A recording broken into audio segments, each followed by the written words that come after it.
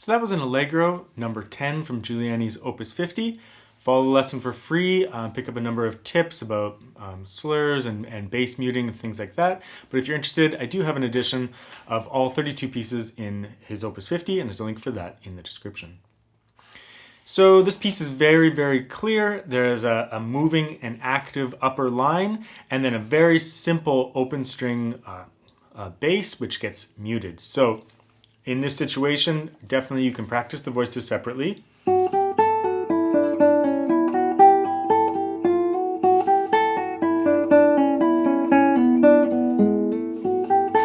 And just go through and make sure you have all your phrasing and shaping just really well controlled before you add the bass voice in.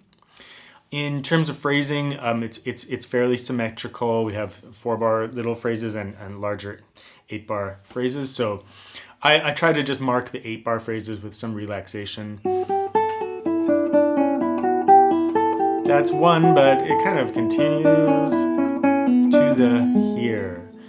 And then you start again. So I just do a little bit of relaxation to the eighth notes there, just so it's not too machine gun fire eighth notes the entire time.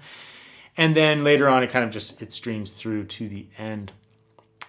In terms of the basses, he's really clearly marked the quarter note rest. He could have just put half notes, but he doesn't. So it's a muting situation, and he's pretty methodical about it from start to finish, making it pretty much like an etude in that regard. You could practice it on its own. 1, 2, 1, 2, 1, 2, 1, 2. So you're just going to be putting your thumb back on the string that you just played after the quarter note is over. But of course you want to sync that up with the upper fingers. Mute. So a really great way to practice this would be to just go up to the rest and play the note above so that you can hear the note above ring out, but you can hear the bass clearly stop on that beat.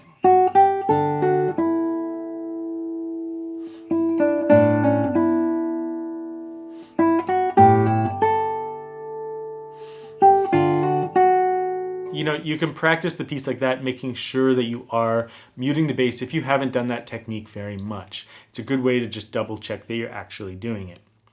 Later on, around bar 16, it's a little bit more of an arpeggio texture.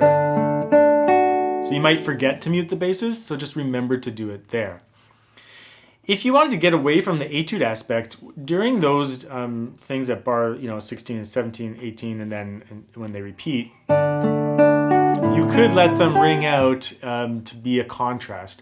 But I think in terms of what's written on the page, he's pretty clear about muting those basses.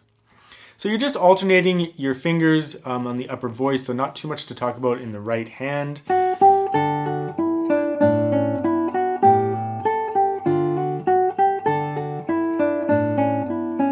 You know, sometimes after a slur, I will repeat a finger if the string crossing, like if it works out better to have the M on the upper string and the I on the lower string. But only at the slurs can you repeat a finger like that. But the rest of the time, just making sure you alternate. Around bar 16, M,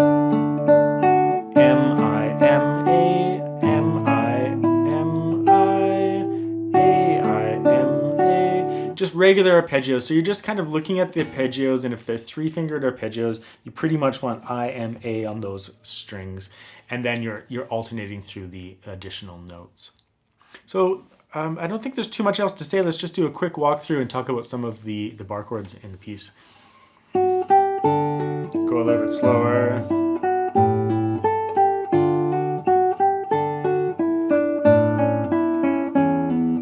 Relax.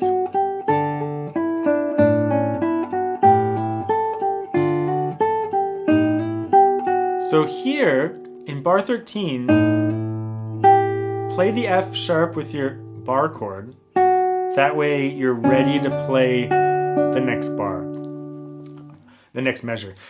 Otherwise, it's hard to jump into that bar chord if you're jumping from F sharp into the bar chord. So make sure you play it on the F sharp at the end of 13.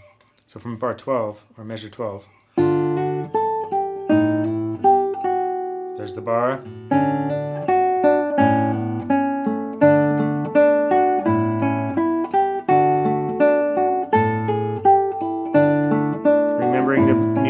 basses.